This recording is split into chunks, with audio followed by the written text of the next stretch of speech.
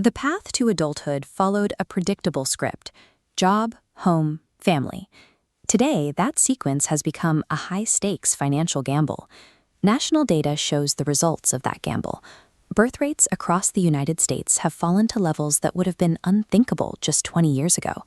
This map shows the absolute change in the general fertility rate between 2001 and 2023.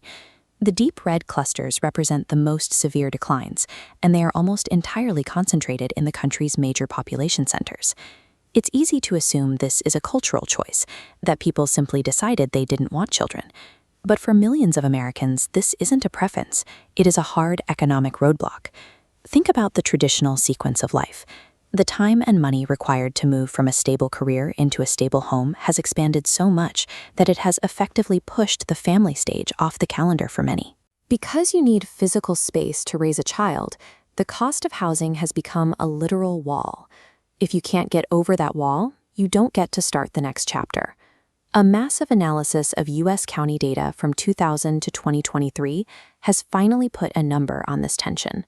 The study identifies a direct mathematical link between the local price of a roof and the rate of new births. For every $10,000 increase in a county's median home value, the fertility rate sees an immediate drop. And this pressure is even more acute in denser areas, where the drop is significantly steeper than in rural counties. This creates a geographic trap. The cities offering the highest-paying jobs and the most career opportunity are the exact same places where it is most difficult to afford a child. In these hubs, high salaries are often canceled out by high rents.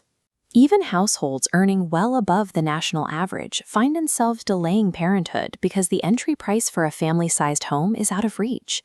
We've created an environment where the economic engines of the country are effectively built to prevent families from growing. To find out what was actually driving these numbers, researchers used a machine learning audit to isolate the most important variables. The model found that local median income is the primary driver of the housing market.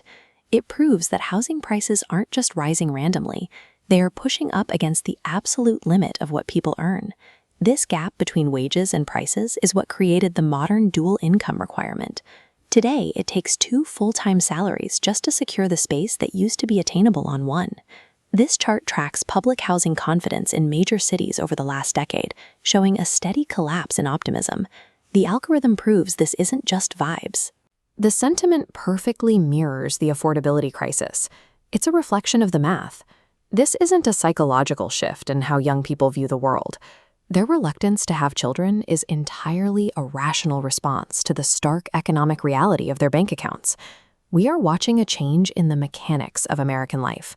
Having a child is transitioning from a standard part of the human experience into an exclusive luxury, reserved for the highest earners. Without market change, family formation will soon be gated off, available only to those who manage to win a real estate or income lottery.